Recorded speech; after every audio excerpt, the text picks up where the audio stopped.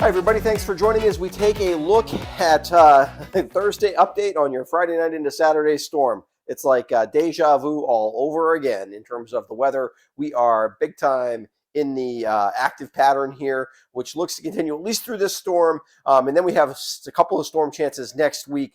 Too early to tell what's going to happen with those. But this will be a storm very similar to the storm that we got on Tuesday into Wednesday. And not quite as strong, but a similar outcome, similar issues with wind, particularly west of the greens. I would say it's going to help that we just went through a storm just like this in terms of forecasting, because we should be able to kind of follow some of the patterns, because I think this one will end up very similar, just not quite as strong, not quite as much moisture. We won't get as much rain. Snowfall could actually end up about even, because we're going to end up with a pretty good thump on the front side, just like we did in the last storm, but a little in the places that get snow, but not quite as much rain on the backside, but still rain on the backside for everybody, even the highest elevation. So we're going to start off at radar level, and then we're going to build up in the atmosphere. So on the radar, you'd think, oh, here's our storm. It's approaching. No, this is this is a weak Clipper system that is headed in our direction. Looks like, we could get a little bit of snow out of that, but most of it's going to fall apart. We'll definitely have some flurries. That's for today into overnight tonight. But here is just the beginnings of our next storm. The pattern is moving very quickly.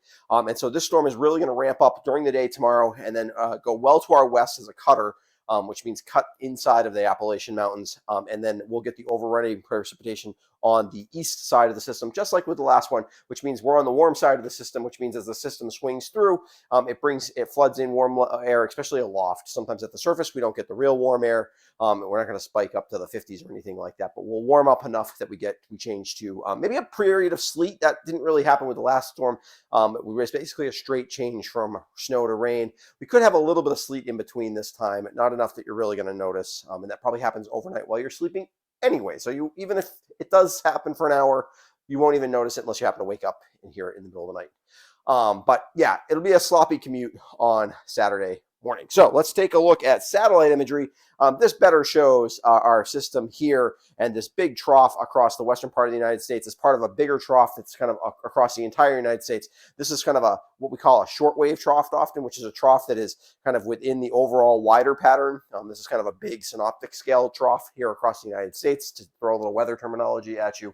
And then this trough here is kind of embedded within that. And when this trough gets to kind of when the pivots into the right kind of bottom corner of the trough, that's where you get your rapid low pressure development, and that's going to happen. So once again, subtropical energy is definitely there. Lots of moisture still across from the Pacific and the Gulf of Mexico across the southeastern United States. So plenty of moisture to tap, plenty of Atlantic moisture certainly as well to tap, and this will be what happens here. We also have even more this time in terms of temperature contrast. We're going to show you that in a bit, but we definitely have cold air that has built across Canada that's going to dive in across the United States, set the stage for our continued and kind of the transition from what was really a warm pattern and a ridge to this colder pattern that we're going to be in for a bit here across the United States, has brought with it all of this storminess. Sometimes it takes that in order to kind of scrape the warmth out.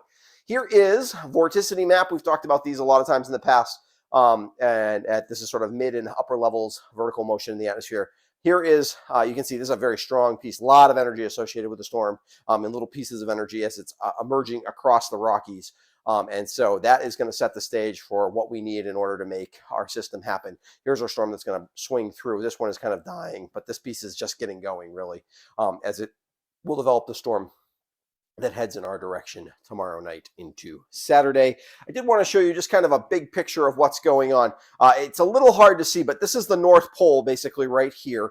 And here is the Northern Hemisphere. And so you can see cold air. Here's Canada, Western United States. This is low-level temperature anomalies. So cold colors means it's colder than average. Warm colors means it's warmer than average in the low levels of the atmosphere. And you can see we've really built cold air across a lot of Western Canada and a lot of the northern United States, and that's kind of sweeping through, and with that going to continue to change our weather pattern from one that has been warmer to one that will be colder and provide the opportunity for snow. I think this is our last chance of a storm that's going to go from snow to rain, and then after this the question won't be when are we going to transition in the storms. It will be, is the storm going to be out to sea south of us, or are we going to get hit by the storm? And there are a couple of opportunities for that. One comes probably next Tuesday or Wednesday next week, and then one towards next week. weekend. Again, too early to tell on those things, but still a very, very active weather pattern. You can see a lot of different swirls in the northern hemisphere. Very active weather pattern, a lot of storms going on in lots of different places. Not a very quiet weather pattern at all for the northern hemisphere right now. So that is going to continue, and that gives us a chance for a very active weather pattern.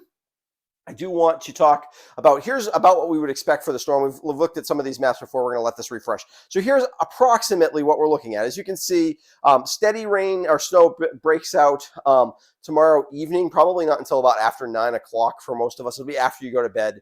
And then it holds through for the morning. And then one thing that didn't happen on the last with the last system as much, we're going to have quite strong winds out of the west on the backside of this. This shows that how we're not quite as much precipitation as the last storm, probably what we're looking for.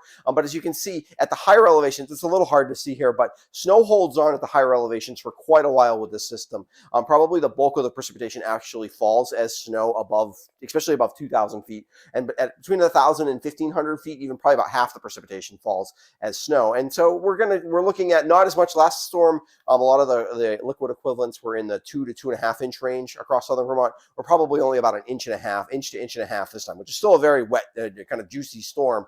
But about half of that, maybe 3/4 of that up at higher elevation falls as snow, about half of it maybe, which is when we get to, I got a snowfall map for you next, which will kind of explain how that's going to happen. But yeah, not, once again, everybody, even the mountaintops, change briefly, at least at the end, to rain. But generally, not great like for powder skiing kind of snow, but base building snow. Especially ski areas will definitely end up net positive out of this in terms of how much snow they've got for their bases. So right now we'll take that. And this last storm that happened on Tuesday into Wednesday, even though we got a lot of rain, I have more snow at my house now than I did going into that storm. So, and it certainly went from a fluffy snow to it's a very dense snow that's not going anywhere unless we really warm up. Probably not going anywhere till spring. Lower elevations, you'll be mostly rain. We're going to talk about that in a second. As a matter of fact, let's take a look now. So let's take a look at that snowfall map and kind of see what's going to happen. Valley locations in southern Vermont, both Route 7, really all the way up to Rutland and north as you head into the Champlain Valley. Probably not even going to get an inch of snow. Most everything falls as rain. You get a coating at the beginning, and certainly whatever falls will basically be washed away. Even in this 1 to 3 inch area that kind of as you head up in the elevation a little bit, a lot of that's going to be washed away as well. So it could briefly get slippery, but again, this is going to be happening close to midnight when the snow is kind of coming down in the yellow areas, especially across Vermont. So nothing to be too concerned about here by the time you're actually, unless you're happen to be driving in the middle of the night. The 3 to 5 inch range, which is kind of the, I would say is between about 750 feet and 1,500 feet. That area definitely has a chance to still be a little slippery on Saturday morning. And so especially if we get closer to that 5 inch range, it takes a little while for that slush. We're not going to spike temperatures. And then 5 to 8 inches really on the for the spine of the Green Mountains. But it would include a lot of the ski areas, getting up towards those 8, maybe even a little bit more for some of the peaks of the ski areas. So again, enough that they're not going to lose all that snow with a little bit of rain on top of it. It'll be very dense. It'll compact down below this. So by the time you wake up, even if you're in one of these spots, if you live at 2,000 feet or at like 1,800 feet somewhere in, say, Mount Holly or in Weston or in Windham, places like that, or further down in Dover, if you live high up in elevation, you might have 6-7 inches of snow. If you got up real early, right about the changeover time, which probably for you is somewhere around 5 to 7 o'clock in the morning.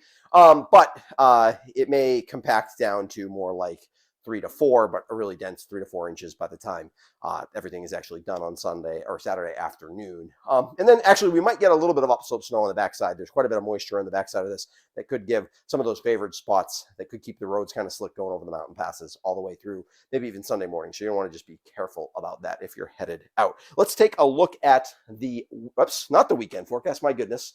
We'll get to that tomorrow morning, but I'm sorry about that. Friday night into Saturday storm details. Snow begins between about 10 p.m.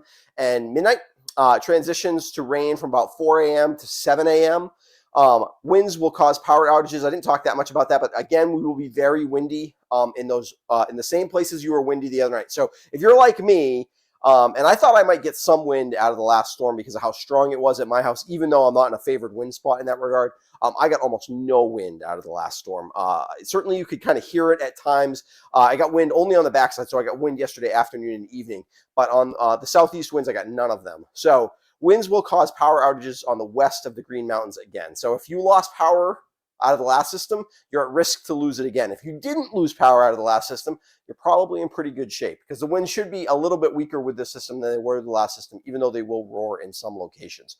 Roads will likely be slippery, especially above 750 feet on Saturday morning. So not in the valleys right along the Connecticut River or Route 7, but otherwise probably a little bit slippery. And the higher up you go, the longer they stay slippery. Temperatures will fall below freezing on Saturday night, so things will freeze up again. We could be slippery with black ice, especially either early Saturday night or Saturday night, and then Sunday morning again, potential for black ice. You just got to be careful for that if you're going to be out driving.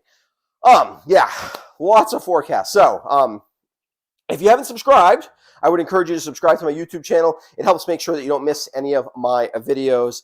And I would also want to give a quick shout out to my patrons. Let's find my patrons. There they are.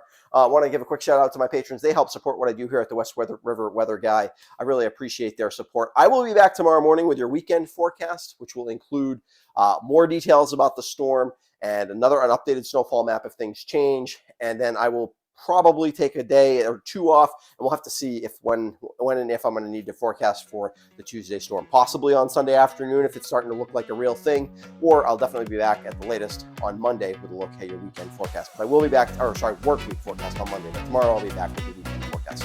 Thanks for supporting the channel, and we'll see you real soon.